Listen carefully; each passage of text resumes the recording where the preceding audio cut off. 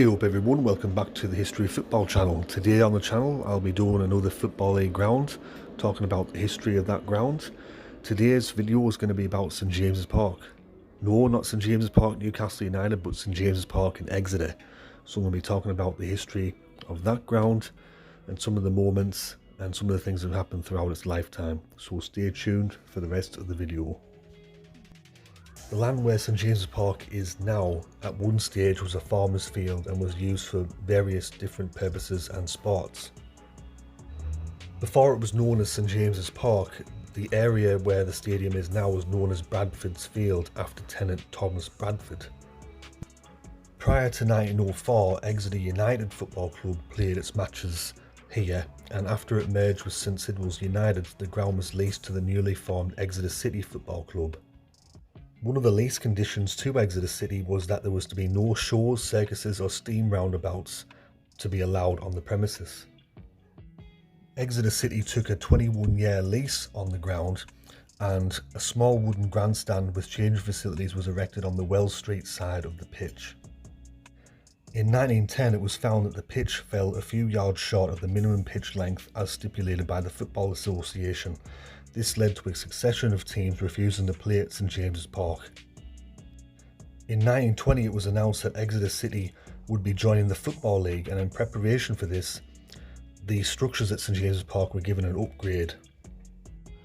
In 1926 the grandstand was engulfed in flames, and as a result it led to the club having over £60,000 worth of damages, with even the pitch being engulfed with the flames as well. During World War II, St James's Park housed American troops as part of the war effort. In 1953, Exeter City became one of the first clubs to use floodlights. The floodlights were installed in the early 1950s and lasted just over 10 years until in 1964 the Football League deemed that these were of unsatisfactory quality. The old floodlights were replaced with a new set of floodlights which cost £8,000, and they were opened in a friendly against Arsenal in 1964. St James's Park changed little between the 1950s and 1980s, however after the Bradford City Stadium fire and the Hillsborough disaster in 1989, it meant that new safety regulations were implemented upon Exeter City that they had to comply with.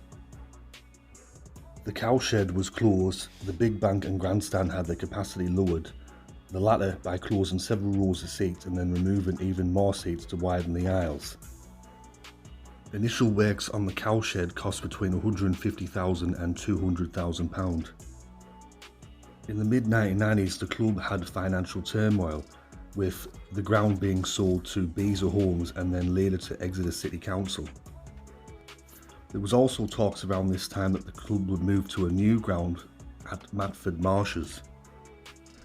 In the late 1990s and early 2000s, St James's Park went through a bit of a transformation, with the big bank stand or Cliff Baston stand demolished and rebuilt and covered. And in 2001 the cowshed stand was rebuilt as a covered and fully seated stand. In May 2016, permission was granted for a redevelopment of the old grandstand that would see the 90-year-old stand be demolished and replaced with a new 1,600 seat stand. The four stands at the ground currently are the Thatcher's Big Bank stand, the IP office stand or the cowshed, the Optimising IT Adam Stansfield stand, also known as the new old grandstand, and the Track Suzuki away stand. The current capacity of St James's Park is 8,219.